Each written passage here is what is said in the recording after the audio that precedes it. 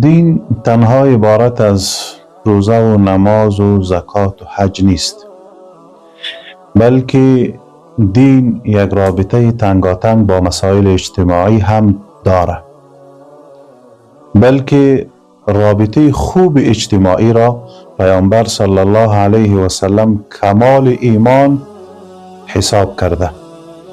پیامبر صلی الله علیه و سلم می فرماید و در این حدیث 3 بار قسم خورده و معلوم است که قسم خوردن پیامبر صلی الله علیه و سلم به یک قضیه عادی نیست، بلکه قسم دلالت به این میکنه که این قضیه بسیار جدی هست، بسیار مهم است و قسم کسی میخوره که او شخصیت نداشته باشه. پیامبر صلی الله علیه و سلم را ما حرفش بدون قسم قبول داریم. چی میگه پیامبر صلی الله علیه و سلم؟ والله لا یؤمن، والله لا یؤمن، والله لا یؤمن. قیل من یا رسول الله؟ قال الذي لا یأمن جاره بوائقه. پیامبر صلی الله علیه و سلم میفرماید من قسم است به الله که ایمان کامل نداره، من قسم است به الله که ایمان کامل نداره، من قسم است به الله که ایمان کامل نداره. کسی گفت کی یا رسول الله؟ گفت کسی که همسایه او از آزار و اذیت او به امن نیست.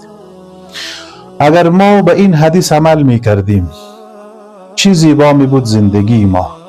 اگر این حدیث را پدرها و اطفالشان می آموخت و این حدیث به عنوان تابلوی راهنمای زندگی اجتماعی مسلمانان در خانه نصب می بود و این حدیث را مشعل راه خود قرار می دادیم، زندگی ما چه زیبا می بود، چه امنیتی می بود نسبت به حقوق همدیگر، چقدر اهمیت قائل می شدیم.